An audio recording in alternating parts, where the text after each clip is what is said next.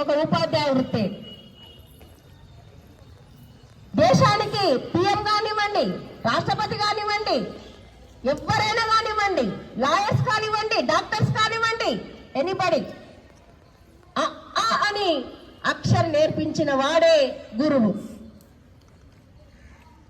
అలాంటి గురువును గౌరవిస్తూ వారు చెప్పేటువంటి పాఠాలు వింటూ వాళ్ళలో ఉన్నటువంటి జ్ఞానాన్ని మీకు అందిస్తున్నప్పుడు మీరు అందుకుంటూ మీరు కూడా భవిష్యత్తులో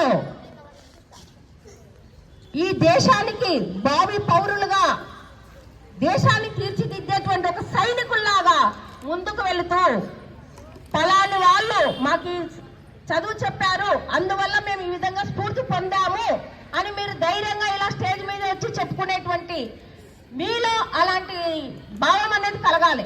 మేము కూడా చెప్పుకుంటాం, మేము ఇక్కడ ఈ స్కూల్లోనే చదివాం, మేము ఇక్కడ ఉన్న వాళ్ళలో ఇంచుమించు కొంతమంది ఇక్కడ చదివిన వాళ్ళే ఉన్నారు. మేము మా గురువులను ఇప్పటి కూడా మననం చేసుకుంటాం. మా గురువులు అంటే ఇప్పటి కూడా మాకు గౌరవం. మా గురువులు కనిపిస్తే మేము పాదాభివందనం చేస్తాం. మేము ఎంత స్టేజ్లో 1000 మంది ఉన్నా నా గురువుకు నేను పాదాభివందనం చేసిన. అది గౌరవప్రదం. అంటే గురువుకు అంతకు మించినటువంటి విలువ అవసరమే లేదు. శిష్యుడి నుండి పొందేటువంటి ఈ చిన్న చిన్న ఇవే అతనికి ఆనందాన్ని ఇస్తాయి. ఓకే, మీరు ఈ మంచి కార్యక్రమాన్ని